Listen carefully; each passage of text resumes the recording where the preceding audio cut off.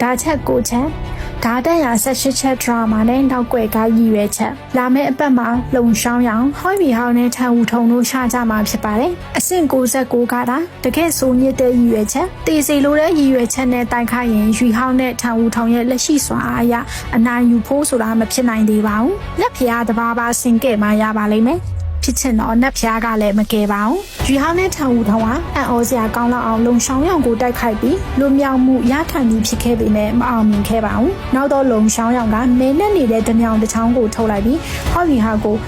ုဓာတ်နဲ့ထိုးမလားဒါမှမဟုတ်ငါဒီမိန်ကလေးကိုထိုးရမလားဆိုပြီးရွေးချယ်ခိုင်းခဲ့ပါတယ်။ဓာတ်ချက်6ချက်ကိုသူနံပါတ်ရေးလိုက်တိုင်းထိုးရမှာဖြစ်ပါတယ်။6ချက်တိတိထိုးပြီးရင်2ယောက်လုံးထွက်သွားလို့ရပြီလို့ပြောခဲ့ပါတယ်။အဆင့်69ကြီးကမိန်ကလေးတယောက်နဲ့သူ့ကိုချင်းချောက်လာတာကိုဟော်ရီဟောင်းမယုံနိုင်ပေမဲ့သူကလက်ခံခဲ့ပါတယ်။လုံရှောင်းရောင်တုံးတဲ့တမြောင်ဟာအစိတ်ပြင်းထန်တဲ့အမှောင် dressing ဖြစ်ပြီးအထာကရွေဟောက်ရဲ့အဆုံးစွန်တော်ရေခဲနဲ့ဆိုရင်တော့မှတောင်းခံဖယ်ရှားဖို့မဖြစ်နိုင်ပါဘူး။ထောင်ဦးထုံလိုစန့်ကျင်ဘက်အလင်း dressing ရှိတဲ့သူဆိုပို့ပြီးတက်ရောက်မှုကပြင်းမှာဖြစ်ပါတယ်။နောက်ပြီးလုံရှောင်းရောင်ကဓာတ်ထိုးချက်တစ်ခုတိုင်းကဒဏ်ရာအပေါင်း2ချက်ရှိရမယ်လို့ပြောလာတဲ့အတွက်ဟော်ရီဟောက်ကဘိုက်ကနေထိုးလိုက်ရင်ကြောကနေပေါက်ထွက်သွားတဲ့အထိထိုးရမှာမျိုးဖြစ်ပါတယ်။ဒါကိုလည်းထန်ဦးထုံကဘာမှမတက်နိုင်ပဲရက်ကြည့်နေရတာမျိုးပါ။စဉ်းစားတာကြည့်ပါတော့အဲ့လိုနဲ့ဓာတ်ချက်6ချက်တန်ရာ18ပေါက်ဖြစ်ပြီးနောက်မှာတော့ဟော်ရီဟောက်ကလည်းတေလူမျောပါဖြစ်ပြီးလဲကြမိမျောသွားသလိုနာကျင်ရလုံးနဲ့ထန်ဦးထုံကလည်းမိမျောသွားခဲ့ပါတယ်မိလဲသွားတဲ့ကလေးနှစ်ယောက်ကိုကြည့်ပြီးလုံရှောင်းရောင်ကတက်ပြင်းချလိုက်ပါတယ်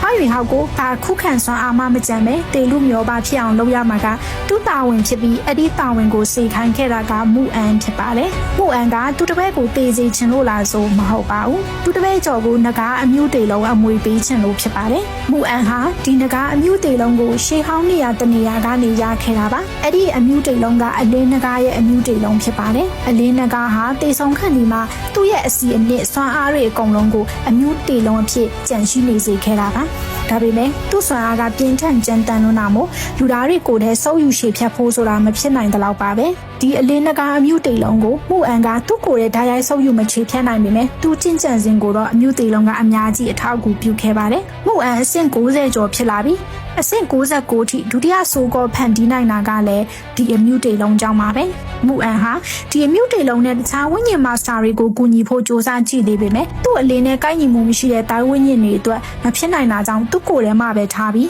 သူ့တိုင်းဝိညာဉ်အလင်းတကာဆွမ်းအားနဲ့နှစ်တရာလောက်တန်းစင်နေခဲ့ပါတယ်နောက်တော့မူအန်ကသူ့ပူးစစ်ကိုနဲ့တိုက်ခိုက်ပြီးတရားအကြီးကျယ်ရသွားတဲ့ချိန်ပြန်ကောင်းမှုအလှင့်လိုနေတာကြောင့်အမျိုးတေလုံးကိုစုပ်ယူချေပြတ်ဖို့အကြံရသွားပါတယ်သူ့ကိုယ်ထဲမှာတန်းစင်လာတာကြားပြီးမို့ပြဿနာမရှိတော့ဘူးလို့ထင်ပြီးကန်ကောင်းရင်ဒီစွမ်းအားနဲ့နှက်ဖြာပုံကနေမြန်တတိထားမိမလားဆိုလည်းမျောလင်းချန်နဲ့စုပ်ယူဖို့စ조사လိုက်ပါတော့တယ်ကန်ဆိုးစွာနဲ့ပဲငကားအမျိုးတေလုံးရဲ့ပြင်းထန်ကြမ်းတမ်းမှုကပျောက်ကွယ်သွားတာမဟုတ်ပဲပုံခိုးနေတာဖြစ်လို့နေပါတယ်သူရဲ့ကိုပိုင်ရှင်ကအာနေနေတာကိုတတိထားမိတဲ့အမျိုးတေလုံးကသူ့ကိုစုပ်ယူဖို့ကြံနေတဲ့အချိန်မှာပဲစတင်တောင်းကျမ်းมาတော့တယ်ဒီငကားအမျိုးတေလုံးတောင်းကျမ်းမှုဟာမူအန်ရဲ့မူလကိုပျက်စီးစေခဲ့ပါတယ်မူအန်ကတန်ရာနဲ့အာနေနေတဲ့အချိန်မို့တေတော့မတက်စ조사ပြီးအမျိုးတေလုံးကိုဖိနှိပ်ခဲ့ရတာပါကျန်တဲ့ဘဝတစ်ချောက်လုံးငကားအမျိုးတေလုံးရဲ့ဒေါ်လာနဲ့ကြံတမ်းမှုတွေကိုတွန်းလှန်စုပ်ယူနေခဲ့ရတာကြောင့်မူအန်ဟာကျန်တဲ့အဆင့်69နဲ့မတူပဲတန်ရာလည်းပြတ်မကောင်းတော့ပဲအိုမင်းနေတာဖြစ်ပါတယ်လူပုစစ်အကိုကြောင့်တန်ရာအပြင်းထန်ရသွားတာမှန်ပေမဲ့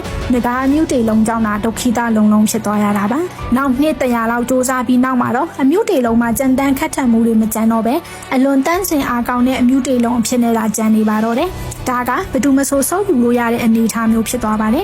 ်အစတုန်းကတော့မူအန်ဟာငကားမျိုးတေလုံးကိုပေကိုပေးဖို့ယူရထားတာဖြစ်ပေမဲ့ဟော်ယူဟောက်ကိုတွေ့ပြီးစိတ်ပြောင်းသွားတာဖြစ်ပါတယ်အဆုံးစွန်တော့တိုင်ဝင်းညင်ပိုင်ရှင်အတွက်အဆုံးစွန်တော့ဖုန်းဟောက်တော့လို့ဖြစ်လာဖို့အင်မတန်ခက်ခဲနိုင်တာကြောင့်ကူညီပေးနိုင်ဖို့အတွက်လုံရှောင်းရောင်ကိုတင့်တော်တဲ့ချိန်မှာပေးဖို့မှာခဲ့တာဖြစ်ပါတယ်ဒါလို့တေလူမျောပါဖြစ်အောင်လုပ်ရတာလဲဆိုရင်ငကားမျိုးတေလုံးကိုစုပ်ယူနိုင်ဖို့အတွက်ကိုထေကပလာကျင်းနေပြီးတန်းစင်နေမှရမှာမို့ပါ